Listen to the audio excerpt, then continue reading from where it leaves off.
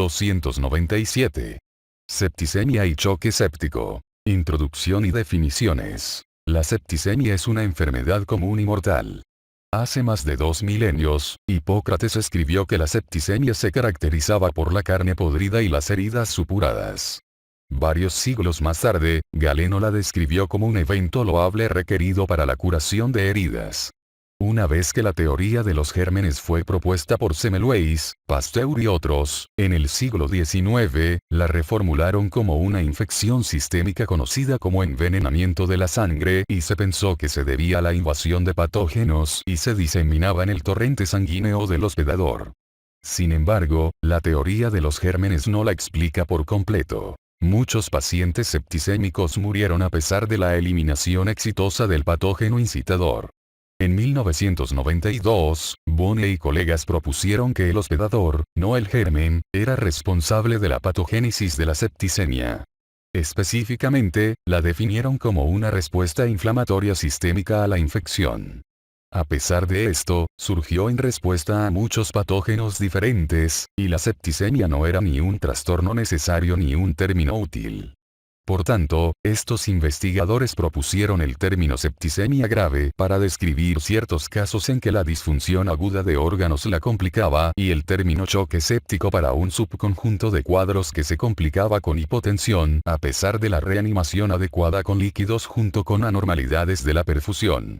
En los últimos 20 años, la investigación reveló que muchos pacientes desarrollan disfunción orgánica aguda en respuesta a la infección, pero sin un exceso inflamatorio medible, por ejemplo, sin el síndrome de respuesta inflamatoria sistémica. Las respuestas proinflamatorias y antiinflamatorias están presentes junto con cambios significativos en otras vías. Para aclarar la terminología y reflejar la comprensión actual de la biopatología de la septicemia, el Sepsis Definitions Task Force en 2016 propuso el tercer consenso internacional de definiciones que especifica que la septicemia es una respuesta mal regulada del hospedador a la infección que conduce a la disfunción orgánica aguda. Esta definición distingue la septicemia de la infección no complicada en que no conduce a disfunción del órgano, mala evolución o muerte. En vista de la amplia variación en las formas en que se identifica el choque séptico en entornos de investigación, clínicos o de vigilancia, el tercer consenso internacional de definiciones especificó además que el choque séptico se define como un subconjunto de casos de septicemia en los que subyacen anomalías circulatorias y celulares metabólicas lo suficientemente profundas para aumentar el riesgo de mortalidad. Para ayudar a los médicos a identificar la septicemia y choque séptico, los nuevos criterios clínicos de septicemia 3 incluyen 1. Infección sospechosa y 2. Disfunción orgánica aguda, definida como aumento de 2 o más puntos desde el inicio, si se conoce, en la valoración de la insuficiencia orgánica secuencial, o relacionado con la septicemia, del puntaje, SOFA cuadro 297, 1. Los criterios para el choque séptico incluyen septicemia más necesidad de tratamiento con vasopresores para elevar la presión arterial media mayor de 65 milímetros de mercurio con concentración sérica de lactato mayor de 2,0 milimol por litro a pesar de la reanimación adecuada con líquidos. Etiología. La septicemia puede surgir tanto de infecciones adquiridas en la comunidad como en el hospital. De estas, la neumonía es la fuente más común, representa alrededor de la mitad de los casos. Las siguientes son las infecciones intraabdominales y genitourinarias. Los hemocultivos son positivos en solo 1/3 de los casos, mientras que muchos son negativos en todos los sitios. Staphylococcus aureus y Streptococcus pneumoniae son los aislados gram positivos más comunes, mientras que especies de Escherichia coli, Klebsiella y Pseudomonas aeruginosa son los aislados gram negativos más comunes. En los últimos años, las infecciones gram positivas se reportaron más que las infecciones por gram negativos, pero un estudio de prevalencia puntual en 75 países con 14.000 pacientes en unidades de cuidados intensivos, encontró que 62% de los aislados positivos era de bacterias gram negativas, 47% fue gram positivo y 19% fue de hongos. Los factores de riesgo para la septicemia están relacionados con la predisposición a desarrollar una infección y, una vez desarrollada, con la probabilidad de desarrollar disfunción orgánica aguda. Los más comunes para un mayor riesgo de infección incluyen enfermedades crónicas, por ejemplo, infección por virus de inmunodeficiencia humana, enfermedad pulmonar obstructiva crónica, cáncer, e inmunosupresión. No se conocen bien los factores de riesgo que progresan a disfunción orgánica, pero pueden incluir el estado de salud subyacente, función orgánica preexistente y puntualidad del tratamiento. La edad, género y raza o etnia influyen en la incidencia de la septicemia, que es más alta en edades extremas, en varones y en personas negras. Las diferencias en el riesgo de septicemia por raza no se explican completamente por los factores socioeconómicos o el acceso a la atención, lo que aumenta la posibilidad de que otros factores puedan ser importantes, como las diferencias genéticas en la susceptibilidad a la infección o en la expresión de proteínas críticas para la respuesta del hospedador. Epidemiología. La incidencia de septicemia y choque séptico depende de cómo se define la disfunción e infección aguda de los órganos, así como a partir de qué fuentes de datos se estudia. Los cálculos separados provienen de datos administrativos, cohortes prospectivas con identificación manual de casos y grandes bases de datos electrónicas de registros de salud. Se define disfunción orgánica como el suministro de tratamiento de sostén, en el cual los estudios epidemiológicos toman en cuenta la incidencia tratada más que la real. En Estados Unidos, los estudios recientes de cohortes que utilizan datos administrativos sugieren que ocurren por año más de 2 millones de casos de septicemia. El choque está presente en cerca de 30% de los casos, lo que resulta en un cálculo de 230.000 en una revisión sistemática reciente. Un análisis de datos, tanto clínicos como administrativos, de 300 hospitales en la United Healthcare Consortium, estimó que el choque séptico ocurrió en 19 de cada 1.000 enfermos hospitalizados. También se reporta que la incidencia de septicemia y choque séptico han aumentado, de acuerdo con los códigos de diagnóstico y procedimiento ICD-9, CM, casi 50% en la última década.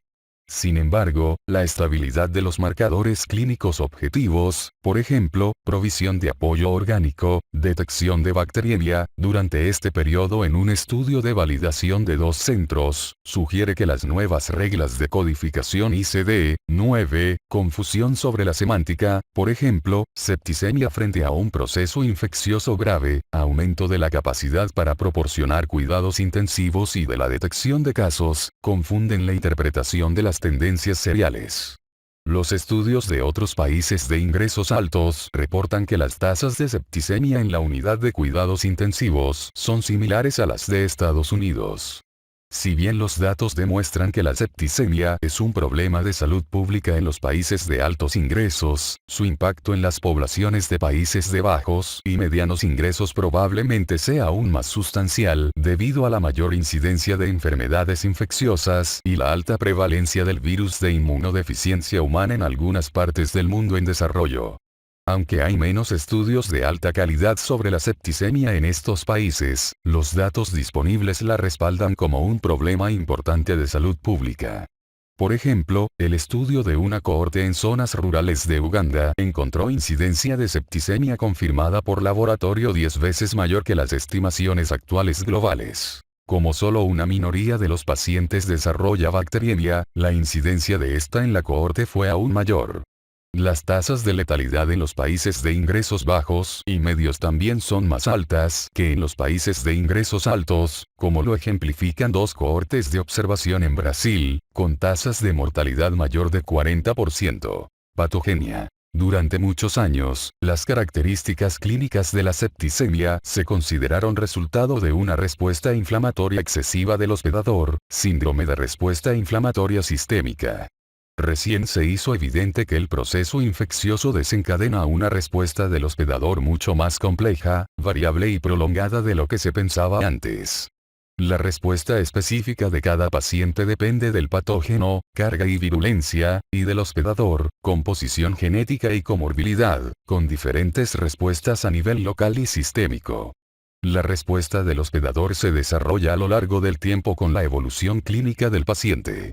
En general, las reacciones proinflamatorias, dirigidas a eliminar los patógenos, son responsables del daño tisular colateral en la septicemia, mientras que las respuestas antiinflamatorias están implicadas en la mayor susceptibilidad a infecciones secundarias que ocurren más adelante en la evolución. Estos mecanismos pueden caracterizarse como una interacción entre dos costos de acondicionamiento físico. Daño directo a los órganos por el patógeno y daño a los órganos debido a la respuesta inmunitaria del hospedador. La capacidad de este para resistir y tolerar el daño directo e inmunopatológico determina si la infección no complicada se convierte en septicemia. Inicio de la inflamación. En la última década, el conocimiento sobre el reconocimiento de patógenos ha aumentado en gran manera. Los patógenos activan las células inmunitarias mediante la interacción con los receptores de reconocimiento de patrones, figura 297.1, de los cuales 4 clases principales son prominentes. Receptores tipo TOL, similares a RIG1, de lectina de tipo 6 semejantes a NOD. La actividad del último grupo ocurre parcialmente en complejos proteicos llamados inflamasomas. El reconocimiento de las estructuras conservadas de especies microbianas, los denominados modelos moleculares asociados a microorganismos patógenos por todos estos receptores, da como resultado la regulación positiva de la transcripción génica inflamatoria y el inicio de la inmunidad innata. Un modelo molecular asociado a microorganismos patógenos común es la mitad del lípido adelipopolisacárido, o endotoxina, que se une a la proteína de unión del lipopolisacárido en la superficie de los monocitos, macrófagos y neutrófilos. El lipopolisacárido se transfiere y señala vía receptores tipo TOL4 para producir y liberar citocinas, como el factor de necrosis tumoral, que hace crecer la señal y alerta a otras células y tejidos. Se han identificado en humanos hasta 10 receptores tipo TOL. Al mismo tiempo, estos receptores también detectan moléculas endógenas liberadas de las células lesionadas, los denominados modelos moleculares asociados a la lesión, como la proteína de grupo B1 de alta movilidad, las proteínas S100 y el ácido ribonucleico, ácido desoxirribonucleico e histonas extracelulares. La liberación de modelos moleculares asociados a la lesión durante lesiones estériles, como las producidas durante el traumatismo, da lugar al concepto de que la patogenia de la insuficiencia de múltiples órganos puede ser similar en la septicemia y la enfermedad crítica no infecciosa. Además de activar las citocinas proinflamatorias, las respuestas inflamatorias implicadas en la patogénesis de la septicemia también activan el sistema del complemento, factor activador de las plaquetas, los metabolitos del ácido araquidónico y óxido nítrico. Anormalidades de la coagulación. La septicemia se relaciona con alteraciones de la coagulación y con frecuencia propicia coagulación intravascular diseminada. Se cree que dichas anormalidades aíslan los microorganismos invasores o previenen la propagación de la infección y la inflamación a otros tejidos y órganos. El exceso de deposición de fibrina se controla mediante la coagulación a través de un factor tisular, una glucoproteína transmembrana expresada por diversos tipos de células, por mecanismos anticoagulantes alterados que incluyen el sistema de proteínas y la antitrombina, y por la eliminación comprometida de fibrina debido a la depresión del sistema fibrinolítico. Las proteasas de coagulación, y otras, acentúan aún más la inflamación a través de receptores activados por proteasas. En infecciones con predominio endotelial, por ejemplo, meningococcemia, estos mecanismos pueden ser comunes y mortales. Disfunción orgánica. Aunque los mecanismos que subyacen a la insuficiencia orgánica en la septicemia solo se conocen parcialmente, la oxigenación tisular alterada juega un papel clave. Varios factores contribuyen a la reducción del suministro de oxígeno en la septicemia y el choque séptico, incluida la hipotensión, reducción de la deformabilidad de los glóbulos rojos y trombosis microvascular. La inflamación puede causar disfunción del endotelio vascular, junto con muerte celular y pérdida de la integridad de barrera, causando edema subcutáneo y de las cavidades corporales.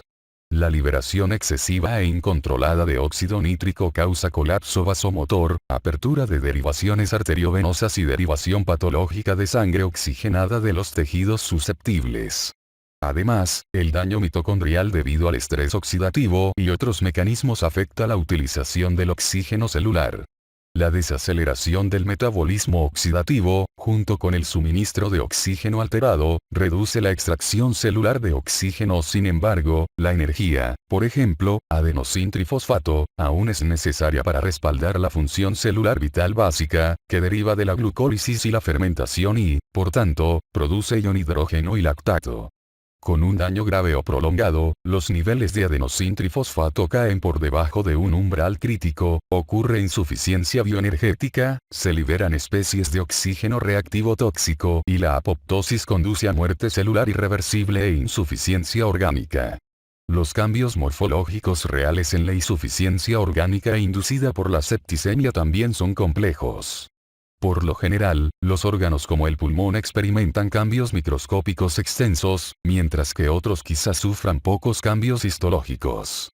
De hecho, algunos, por ejemplo, riñón, carecen de daño estructural significativo y, al mismo tiempo, tienen cambios importantes en las células tubulares que afectan la función. Mecanismos antiinflamatorios. El sistema inmunológico alberga mecanismos humorales, celulares y neuronales que pueden exacerbar los efectos potencialmente dañinos de la respuesta proinflamatoria. Los fagocitos pueden cambiar a un fenotipo antiinflamatorio que promueve la reparación tisular, mientras que las células T reguladoras y las supresoras derivadas de las mieloides reducen aún más la inflamación. El llamado reflejo neuroinflamatorio también puede contribuir. La entrada sensorial se transmite a través del nervio vago porción aferente al tallo cerebral, desde donde su porción eferente activa el nervio esplénico en el plexo celíaco, con la consiguiente liberación de norepinefrina en el vaso y la secreción de acetilcolina por un subconjunto de células TCD4 positivo. La liberación de acetilcolina se dirige a los receptores colinérgicos alfa 7 en los macrófagos, reduciendo la liberación de citocinas proinflamatorias. La alteración de este sistema neuronal por la vagotomía en la septicemia experimental, hace que los animales sean más vulnerables al choque por endotoxinas, mientras que la estimulación del nervio vago en su porción eferente o receptores colinérgicos alfa 7 atenúa la inflamación sistémica. Supresión inmunitaria. Los pacientes que sobreviven a la septicemia, pero siguen dependiendo de cuidados intensivos, demuestran en ocasiones evidencia de supresión del sistema inmunológico. Estos pacientes quizá tengan focos infecciosos en curso a pesar del tratamiento antimicrobiano o experimentar la reactivación de virus latentes. Múltiples investigaciones documentaron la reducción de la capacidad de respuesta de los leucocitos en sangre a los patógenos en pacientes con septicemia. Estos hallazgos fueron corroborados recientemente por estudios post-mortem que revelan fuertes deficiencias funcionales de los esplenocitos recolectados de pacientes en la unidad de cuidados intensivos que murieron por septicemia. La supresión inmunitaria fue evidente tanto en los pulmones como en el vaso. En ambos órganos se aumentó la expresión de ligandos para los receptores inhibidores de células T en las células parenquimatosas. El incremento de la muerte celular apoptótica, en especial de células B, células TCD4 positivo y las dendríticas foliculares, se han visto implicadas en la supresión inmunitaria y la muerte vinculadas con la septicemia. En una cohorte mayor de 1000 admisiones en la unidad de cuidados intensivos por septicemia, se desarrollaron infecciones secundarias en 14% de los pacientes, y la respuesta genómica asociada al momento de la infección fue consistente con la supresión inmunitaria, que incluía glucólisis y gluconeogénesis celular alteradas. Las infecciones secundarias más comunes incluyeron las del torrente sanguíneo relacionadas con el catéter, con ventiladores y abdominales. Lo que aún no se entiende es la forma óptima de identificar a los pacientes con septicemia que tienen fenotipos hiperinflamados en lugar de inmunosuprimidos.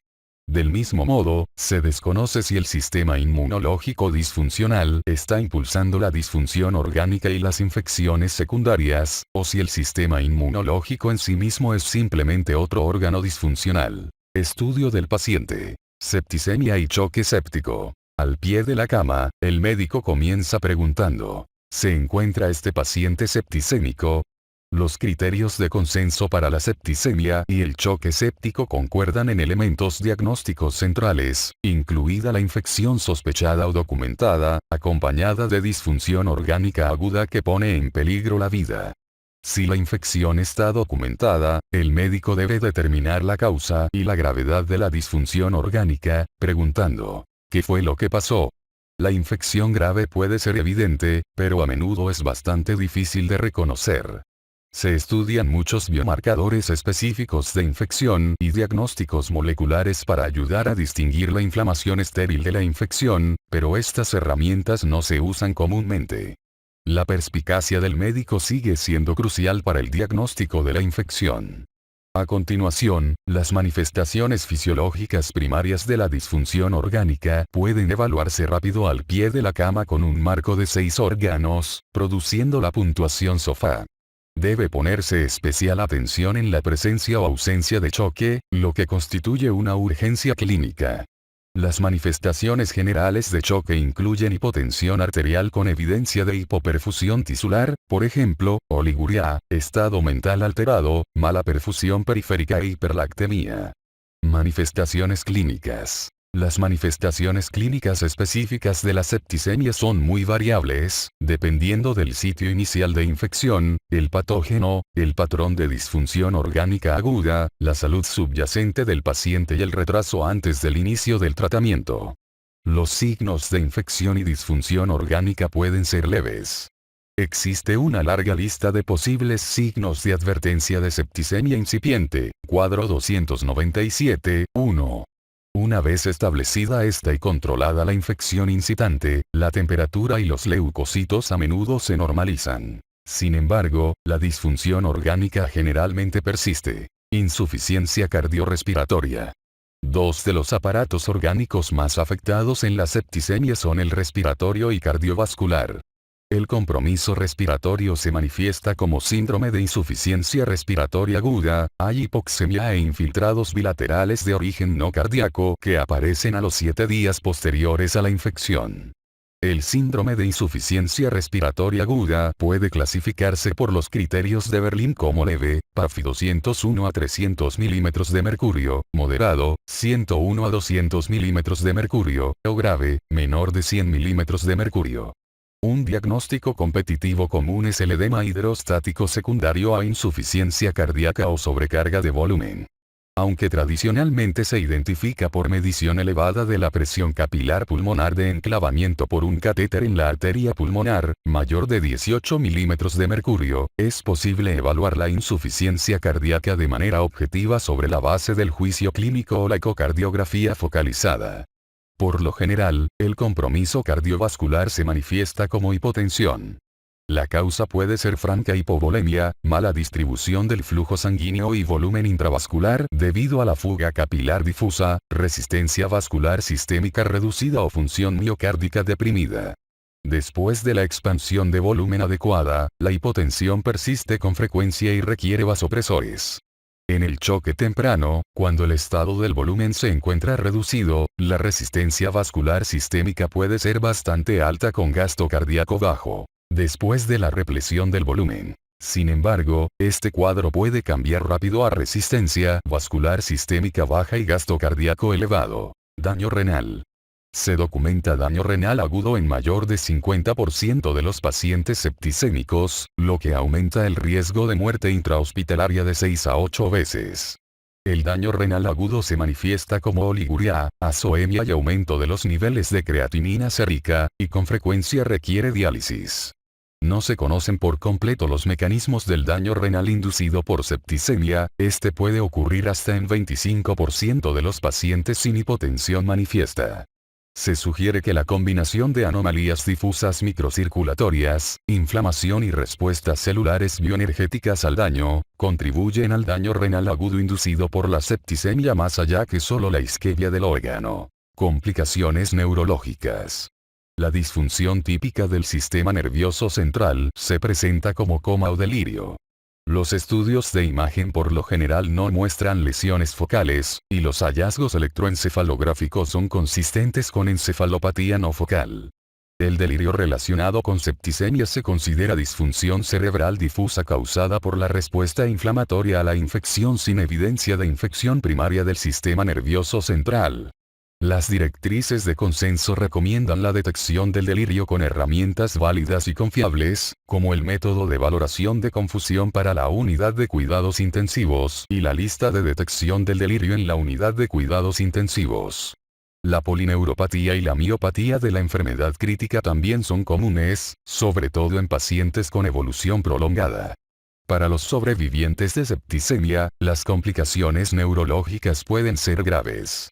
En una cohorte prospectiva representativa de Estados Unidos mayor de 1000 pacientes ancianos con septicemia, el deterioro cognitivo moderado a grave aumentó en 10,6 puntos porcentuales entre los pacientes que sobrevivieron a septicemia grave, rango de probabilidades, 3,34. Intervalo de confianza de 95%, 1,53 a 7,25, en comparación con los sobrevivientes de hospitalizaciones sin septicemia.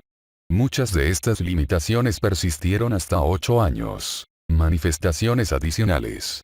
Ocurren muchas otras anomalías en la septicemia, incluyendo híleo, concentraciones elevadas de aminotransferasas, control glucémico alterado, trombocitopenia y coagulación intravascular diseminada, disfunción suprarrenal y síndrome del enfermo eutiroideo. La disfunción suprarrenal en la septicemia está muy estudiada, y se cree que se relaciona más con la disfunción reversible del eje hipotálamo-hipófisis o resistencia tisular a los glucocorticoides que con el daño directo de la glándula suprarrenal. El diagnóstico es difícil de establecer. Las guías de práctica clínica recientes no recomiendan la prueba de estimulación de la hormona adrenocorticotrópica ni la determinación del nivel de cortisol en plasma para detectar insuficiencia relativa de glucocorticoides. Diagnóstico. Hallazgos de laboratorio y fisiológicos. Se encuentran una variedad de cambios fisiológicos y de laboratorio en pacientes con sospecha de infección que están en riesgo de septicemia. En una cohorte de 12 hospitales con mayor de 70.000 enfermos, figura 297, 2, la taquicardia, frecuencia cardíaca mayor de 90 latidos por minuto, estuvo presente en mayor de 50%. Las anomalías acompañantes más comunes fueron taquipnia, frecuencia respiratoria, mayor de 20 respiraciones por minutos, hipotensión, presión arterial sistólica menor de 100 milímetros de mercurio, e hipoxia, saturación arterial de oxígeno menor de 90%. La leucocitosis, recuento de glóbulos blancos mayor de 12.000 por microlitro, estuvo presente en menos de un tercio de los pacientes, y la leucopenia, recuento de glóbulos blancos menor de 4.000 por microlitro, en menos de 5%. Muchas características que pueden identificar la disfunción orgánica aguda, como el recuento de plaquetas, la bilirrubina total o el nivel sérico del lactato, se miden solo en una pequeña minoría de los enfermos en riesgo. Si se mide, puede detectarse acidosis metabólica, ya que se produce fatiga de los músculos respiratorios en la insuficiencia respiratoria asociada con la septicemia. Otros hallazgos menos comunes incluyen hipoalbuminemia, elevación de troponina, hipoglucemia e hipofibrinogenemia. Criterios diagnósticos. No hay una prueba específica para la septicemia ni un método estándar para determinar si un paciente está septicémico. De hecho, la definición de septicemia es un continuo lógico. Septicemia igual F, amenaza a la vida y disfunción orgánica y respuesta no regulada del hospedador y infección, donde la septicemia es la variable dependiente que, a su vez, es función de 4 variables independientes vinculadas de una manera causal, con, de izquierda a derecha, un padecimiento sobre el otro. Quizá haya incertidumbre sobre si existe cada variable, si es mensurable y si se mantienen las relaciones causales y condicionales. Si se asume que existe y es mensurable la disfunción orgánica, entonces la atribución de la degradación marginal en función a una respuesta no regulada del hospedador no es simple y requiere la capacidad de determinar disfunciones preexistentes, otras contribuciones no infecciosas a la disfunción orgánica idealmente, el mecanismo por el cual la respuesta del hospedador a una infección causa la disfunción del órgano. Con el fin de ordenar estos detalles complejos, los médicos necesitan criterios simples de cabecera para hacer funcional la declaración lógica, figura 297, 3. Con este mandato, el equipo de trabajo de definiciones de septicemia recomendó que, una vez que se sospecha la infección, los médicos consideren si se causó disfunción orgánica mediante el puntaje SOFA, el cual varía de 0 a 24 puntos, hasta con 4 puntos acumulados en 6 sistemas de órganos. La puntuación SOFA se estudia ampliamente en la unidad de cuidados intensivos entre pacientes con infección, septicemia y choque. Con 2 o más nuevos puntos SOFA, el paciente infectado se considera septicémico y puede tener riesgo mayor de 10% de muerte intrahospitalaria. Debido a que el puntaje SOFA requiere múltiples pruebas de laboratorio y puede ser costoso medirlo repetidamente, se propuso el puntaje rápido SOFA, puntaje de valoración rápida de falla secuencial de órganos, KIT SOFA Score, como un indicio clínico para identificar pacientes con alto riesgo de sepsis fuera de la unidad de cuidados intensivos, ya sea en la guardia médica o en el servicio de urgencias. El puntaje valoración rápida de falla secuencial de órganos varía de 0 a 3 puntos, con un punto para la hipotensión sistólica, menor de 100 milímetros de mercurio, taquipnia, mayor de 22 respiraciones por minuto, o alteración del estado mental. El puntaje valoración rápida de falla secuencial de órganos mayor de 2 puntos tiene un valor predictor de septicemia similar a medidas más complicadas de disfunción orgánica. El puntaje valoración rápida de falla secuencial de órganos se está sometiendo a una valoración más amplia en otras cohortes, en entornos de ingresos bajos y medios, y en algoritmos vinculados a la toma de decisiones clínicas. Trabajos recientes también han demostrado que, aunque los criterios síndrome de respuesta inflamatoria sistémica pueden cumplirse en la septicemia, a veces no contribuyen de manera significativa en la identificación de pacientes con sospecha de infección que tienen mayor riesgo de mala evolución, ingreso a la unidad de cuidados intensivos o muerte. Lo anterior es más común entre los pacientes con septicemia. Como se indicó, las definiciones recientes especificaron que el choque séptico es una subdivisión de la septicemia en el que las anormalidades circulatorias y celulares metabólicas son lo suficientemente profundas como para aumentar de manera sustancial el riesgo de muerte, pero la aplicación de estas definiciones para enrolarse varía mucho en ensayos clínicos, estudios observacionales y trabajos de mejora de la calidad. Para mayor claridad se proponen criterios para el choque séptico. 1. Septicemia más 2. Necesidad de tratamiento vasopresor para elevar la presión arterial media a mayor de 65 milímetros de mercurio, con 3. Concentración sérica de lactato mayor de 2,0 milimol por litro después de la reanimación adecuada con líquidos.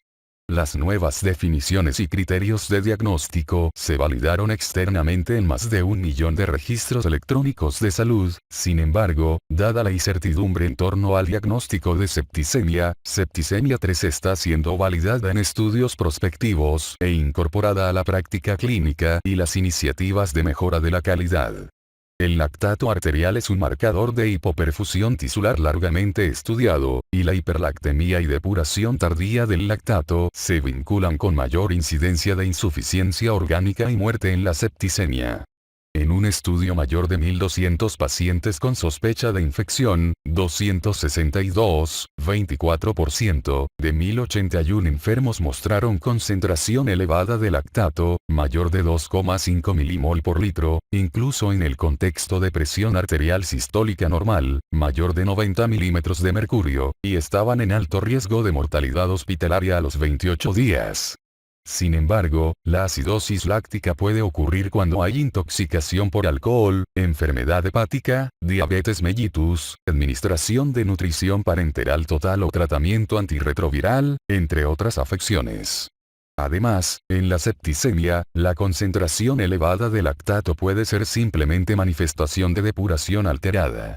Estos factores pueden confundir el uso del lactato como biomarcador independiente para integrar el diagnóstico de septicemia. Por tanto, debe usarse en el contexto de otros marcadores de infección y disfunción orgánica. Tratamiento. Septicemia y choque séptico. Tratamiento temprano de la septicemia y choque séptico. Las recomendaciones para la atención de la septicemia comienzan con el diagnóstico rápido. El reconocimiento del choque séptico por un médico constituye una urgencia en la cual el tratamiento inmediato puede salvar vidas. Las pautas actualizadas para el tratamiento se derivan de las guías de práctica clínica internacional proporcionadas por la campaña Surviving Sepsis. Este consorcio de cuidados intensivos, enfermedades infecciosas y medicina de urgencia, publicó 3 iteraciones de guías clínicas para el manejo de pacientes con septicemia y choque séptico, cuadro 297-2. El manejo inicial de la infección requiere varios pasos. Integrar un diagnóstico probable, obtener muestras para cultivo, iniciar tratamiento antimicrobiano empírico y lograr el control de la fuente. Más de 30% de los pacientes con septicemia grave requiere control de fuente, principalmente para infecciones abdominales, urinarias y de tejidos blandos. La tasa de mortalidad es más baja entre los pacientes con control de fuente que entre los que no la tienen, aunque el momento de la intervención es debatible. Para la antibiótico-terapia empírica, cuadro 297-3, la elección adecuada depende del sitio sospechoso de infección, ubicación del inicio de la infección, por ejemplo, la comunidad, un asilo o un hospital, los antecedentes médicos del paciente y los patrones de susceptibilidad a los microbios locales.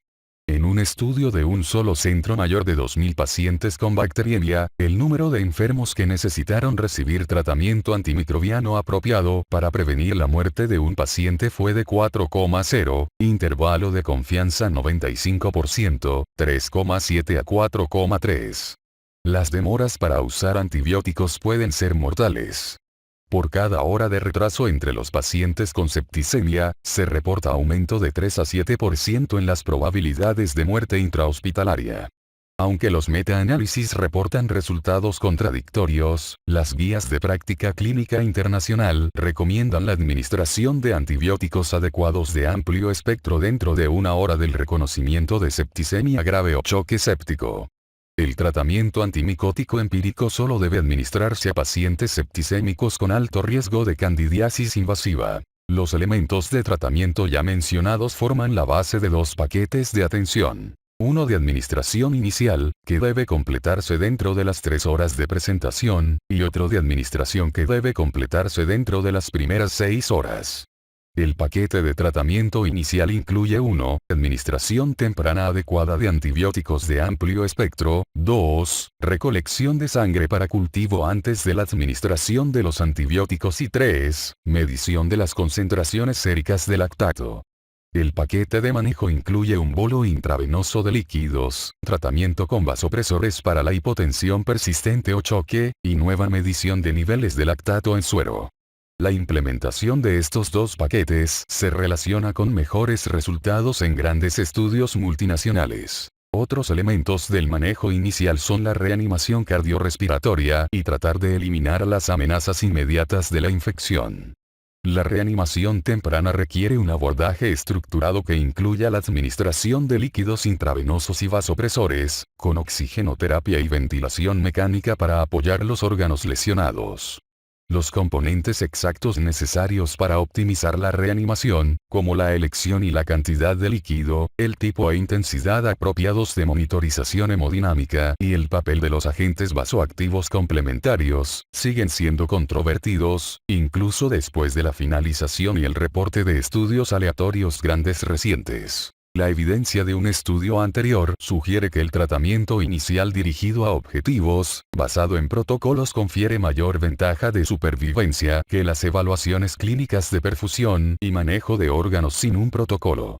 El tratamiento inicial orientado a objetivos incluyó un protocolo de reanimación agresivo con umbrales hemodinámicos específicos para administración de líquidos, transfusiones de sangre y uso de ionotropos. Dadas las características controvertidas de este antiguo estudio de centro único, el reciente estudio PROCESS comparó la atención estándar basada en protocolos con el tratamiento inicial orientado a objetivos y la atención habitual en más de 31 departamentos de urgencias en Estados Unidos. Entre 1.341 pacientes, la tasa de mortalidad hospitalaria a 60 días para la atención estándar basada en protocolos, 18,2%, fue similar a la de la atención habitual, 18,9%, y el tratamiento inicial orientado a objetivos basado en protocolos, 21%. El estudio ARISE confirmó este hallazgo, mostrando que, entre 1.600 pacientes con choque séptico temprano en 51 centros en Australia y Nueva Zelanda, la mortalidad a los 90 días fue similar para tratamiento inicial dirigido a objetivos y la atención habitual. Por último, el estudio PROMISE, que inscribió a 1.260 pacientes en 56 hospitales en Inglaterra, encontró que tratamiento inicial orientado a objetivos no ofrecía ningún beneficio en la mortalidad en el choque séptico temprano, pero sí aumentaba la intensidad y el costo del tratamiento. Múltiples metaanálisis posteriores de los estudios PROCESS, ARISE y PROMISE confirmaron que tratamiento inicial orientado a objetivos, en países con buenos recursos, no ofrece ningún beneficio en la mortalidad al tiempo que aumenta la utilización de la atención médica y la admisión a la unidad de cuidados intensivos. Las versiones modificadas de tratamiento inicial orientado a objetivos también se probaron en entornos de menos recursos, sin cambios en el resultado. Por tanto, el tratamiento inicial orientado a objetivos ya no se recomienda como la estrategia principal para la reanimación temprana en choque séptico. No obstante, se considera esencial alguna forma de reanimación y se recomienda un abordaje estandarizado, similar al uso de los equipos de traumatología, para garantizar atención rápida. El paciente debe ser trasladado a un entorno apropiado, como la unidad de cuidados intensivos, para recibir atención continua. Tratamiento subsecuente de septicemia y choque séptico. Después de la reanimación inicial, la atención se centra en la monitorización y el apoyo del funcionamiento de los órganos, evitar complicaciones y disminuir la atención cuando sea posible. Monitorización. Los dispositivos de monitoreo hemodinámico pueden aclarar las manifestaciones fisiológicas primarias en la septicemia y choque séptico. La utilidad clínica de estos dispositivos de monitoreo puede atribuirse al mismo dispositivo, al algoritmo vinculado al dispositivo o al objetivo estático o dinámico del algoritmo. Hace décadas, los cuidados estándar de los pacientes con choque incluían implementos invasivos como el catéter en la arteria pulmonar, también conocido como catéter continuo de saturaciones de oxígeno venosas centrales. El catéter en la arteria pulmonar puede calcular el gasto cardíaco y medir la saturación de oxígeno venoso mixto, entre otros parámetros, refinar la etiología del choque e influir potencialmente en los resultados de los pacientes. Una revisión Cochrane de 2.923 pacientes de la Unidad de Cuidados Intensivos General, entre los que no se reportó la proporción de enfermos en estado de choque, no encontró diferencias en la mortalidad con o sin manejo con catéter en la arteria pulmonar y, por tanto, ya no se recomienda para uso de rutina.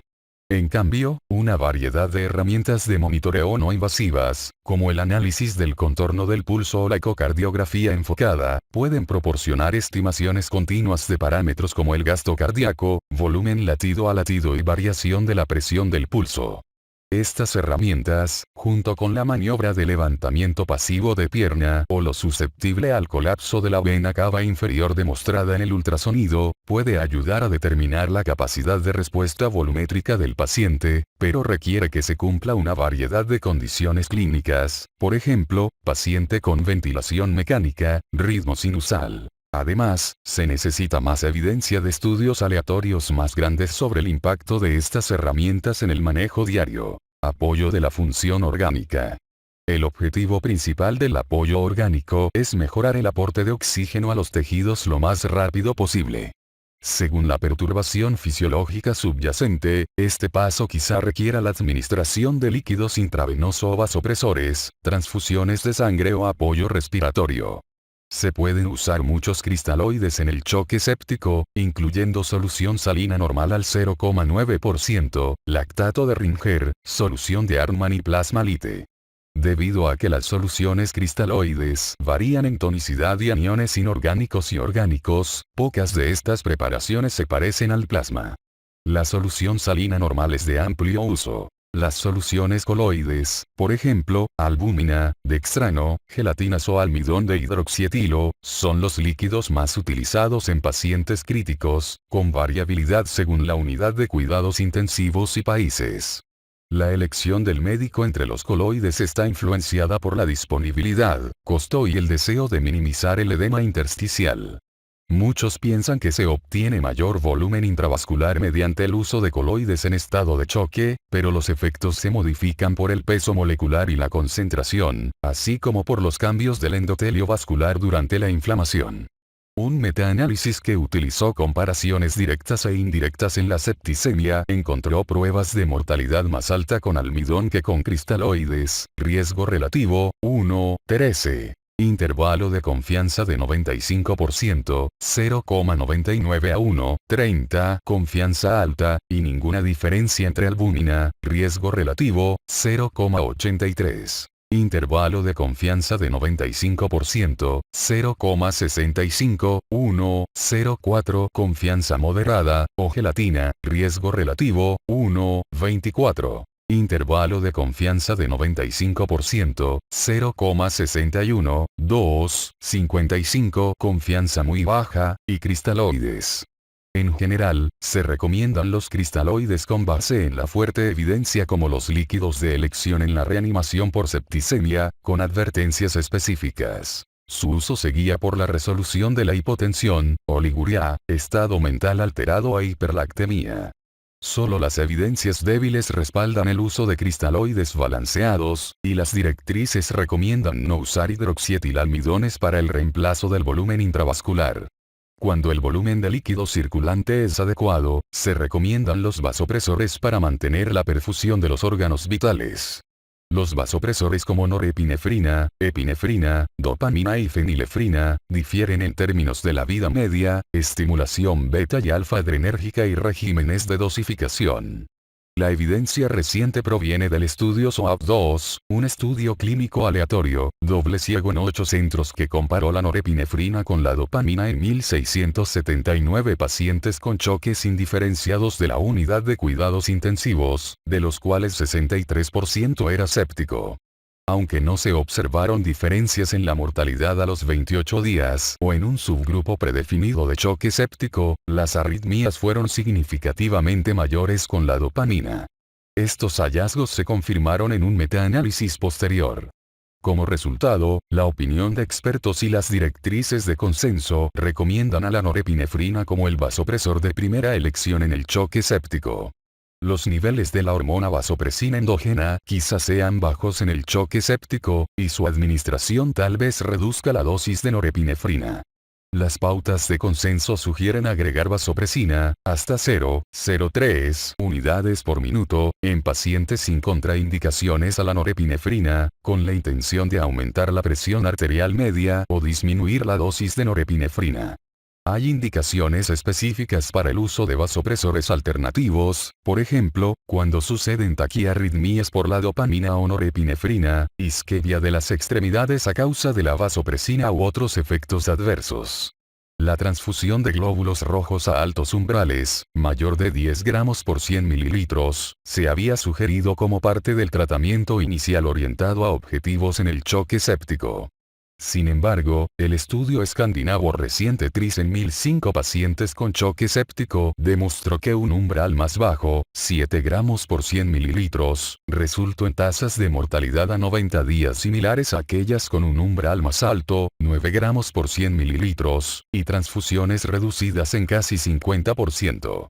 La hipoxemia significativa, presión parcial de oxígeno arterial, menor de 60 milímetros de mercurio, oximetría de pulso, menor de 90%, hipoventilación, aumento de presión arterial de dióxido de carbono, aumento del trabajo respiratorio y compensación inadecuada o insostenible de la acidosis metabólica, pH menor de 7,20, son indicaciones comunes para apoyo respiratorio mecánico. La intubación endotraqueal protege las vías respiratorias, y la respiración a presión positiva permite el suministro de oxígeno a órganos metabólicamente activos en favor de los músculos inspiratorios de la respiración y el diafragma. Un experimento en perros mostró que la proporción relativa de gasto cardíaco entregado a los músculos respiratorios en el choque endotóxico disminuyó 4 veces con ventilación espontánea sobre la ventilación mecánica. Durante la intubación, los pacientes en estado de choque deben ser vigilados estrechamente por los efectos vasodilatadores de los medicamentos sedantes o el gasto cardíaco comprometido debido al aumento de la presión intratorácica, que pueden causar colapso hemodinámico. Con la inestabilidad hemodinámica, la ventilación no invasiva con careta puede ser menos adecuada en pacientes con insuficiencia respiratoria aguda relacionada con septicemia. Complementos. Una de las grandes decepciones en el manejo de la septicemia en los últimos 30 años ha sido la imposibilidad de convertir los avances en la comprensión de la biología subyacente en nuevos tratamientos. Los investigadores probaron tanto fármacos altamente específicos como aquellos con efectos más pleotrópicos. Los medicamentos específicos pueden dividirse en aquellos diseñados para interrumpir la cascada inicial de las citocinas, por ejemplo, estrategias antilipopolisacárido o de citocinas antiproinflamatorias, y aquellos que interfieren con la coagulación desregulada, por ejemplo, antitrombina o proteína C activada.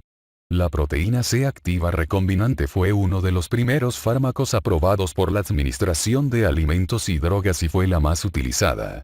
En 2001 se reportó un estudio multicéntrico grande, aleatorio, doble ciego, controlado con placebo de la proteína C activa recombinante en la septicemia grave, el estudio PROGRESS. Los datos sugirieron reducción absoluta del riesgo de hasta 6% entre pacientes tratados con proteína C activa recombinante con septicemia grave. Sin embargo, los estudios posteriores fase 3 no confirmaron este efecto y el medicamento se retiró del mercado, ya no se le recomienda para septicemia o choque séptico. Muchos tratamientos complementarios en la septicemia y choque séptico se dirigen a los cambios en la respuesta inmunitaria innata y la cascada de coagulación. Los complementos específicos como los glucocorticoides se siguen utilizando ampliamente. Un gran estudio clínico negativo y la revisión sistemática conflictiva en 2009 ampliaron el debate sobre si los glucocorticoides reducen la mortalidad a los 28 días o mejoran la reversión del choque. La mayoría de los metaanálisis reporta que no hay cambios en la mortalidad, pero sí aumento en la reversión del choque con el tratamiento con estos. El estudio reciente IPRES no encontró diferencias entre los pacientes con septicemia grave que fueron tratados con glucocorticoides y los pacientes de control en términos del desarrollo del choque o la tasa de mortalidad. Estos datos y otros llevaron a una sugerencia en las guías de práctica clínica internacional contra el uso de hidrocortisona intravenoso para tratar el choque séptico si la reanimación con líquidos adecuada y el tratamiento con vasopresores son capaces de restaurar la estabilidad hemodinámica. De lo contrario, las normas sugieren la administración de hidrocortisona intravenoso a una dosis de 200 mg por día, recomendación débil, baja calidad de la evidencia. Entre otros adyuvantes, la inmunoglobulina intravenosa se puede vincular con beneficio potencial, pero quedan preguntas importantes si dicho tratamiento no forma parte de la práctica habitual. A pesar de una gran cantidad de estudios observacionales que sugieren que las estatinas mitigan la incidencia o el resultado de la septicemia y la infección grave, no existen estudios controlados aleatorios confirmatorios, y estas sí no son un elemento en el tratamiento de rutina de la septicemia. Reducción de la atención. Una vez que los pacientes con septicemia y choque séptico se estabilizan, es importante considerar qué tratamientos ya no son necesarios y cómo se puede minimizar la atención. La disminución del tratamiento inicial de amplio espectro, que la evidencia observacional indica que es seguro, puede reducir la aparición de organismos resistentes, así como la posible toxicidad y los costos del fármaco. No se ha establecido el valor agregado del tratamiento antimicrobiano combinado sobre la administración adecuada con un solo antibiótico en la septicemia grave. Las normas actuales recomiendan el tratamiento antimicrobiano combinado solo para la septicemia neutropénica y la causada por pseudomonas. Se llevan a cabo grandes estudios en Estados Unidos para determinar cómo los biomarcadores séricos como la procalcitonina pueden ayudar a los médicos a minimizar la exposición a los antibióticos, mientras que los europeos indican que este biomarcador puede conducir a la reducción en la duración del tratamiento y en la definición de dosis diarias en pacientes graves con una presunta infección bacteriana. Pronóstico. Antes de los cuidados intensivos modernos, la septicemia y el choque séptico eran altamente letales, y la infección conducía a compromiso de los órganos vitales. Incluso con cuidados intensivos, las tasas de mortalidad nosocomial por choque séptico excedieron a menudo 80% desde hace 30 años. Ahora, los médicos de Estados Unidos reportan que el principal factor de riesgo para la septicemia y el choque séptico, la infección, es la quinta causa de pérdida de años de vida productiva a causa de la muerte prematura. Más de la mitad de los casos de septicemia requiere la admisión a la unidad de cuidados intensivos, lo que representa 10% de todas las admisiones a esta unidad. Sin embargo, con los avances en el entrenamiento, vigilancia, monitoreo y el pronto inicio del apoyo para la disfunción orgánica, en muchas series la tasa de mortalidad por septicemia y choque séptico ahora se acerca a 20%. Aunque algunos datos sugieren que las tendencias de mortalidad son aún más bajas, la atención se ha centrado en la trayectoria de recuperación entre los sobrevivientes. Los pacientes que sobreviven a la septicemia tienen mayor riesgo de muerte en los siguientes meses y años. Sufren a menudo disfunciones físicas o neurocognitivas, trastornos del carácter y mala calidad de vida. En muchos estudios, es difícil determinar el papel causal de la septicemia, sin embargo, un gran estudio longitudinal de cohortes de estadounidenses que envejecen sugirió que la septicemia aceleró significativamente el deterioro físico y neurocognitivo. Entre los sobrevivientes, la tasa de readmisión hospitalaria dentro de los 90 días posteriores a la septicemia excede 40%. Prevención. En vista del riesgo persistentemente alto de mortalidad en la septicemia y choque séptico, la prevención puede ser el mejor método para reducir las muertes evitables, pero prevenir la septicemia es un desafío. El envejecimiento de la población, uso excesivo de antibióticos inadecuados, incidencia creciente de microorganismos resistentes y el uso de dispositivos y catéteres a permanencia, contribuyen a una carga constante de casos. El número de estos podría reducirse evitando el uso innecesario de antibióticos, limitando el uso de dispositivos y catéteres permanentes, minimizando la supresión inmunitaria cuando no es necesario y la adherencia a los programas de control de infecciones en hospitales y clínicas. Para facilitar el tratamiento temprano, dicho trabajo pragmático podría complementarse con la investigación de la fisiopatología más temprana de la infección, incluso cuando los síntomas de la septicemia son incipientes. Paralelamente, el campo de la ciencia de la implementación podría informar la mejor manera de aumentar la adopción del control de la infección en entornos de alto riesgo y orientar la atención adecuada.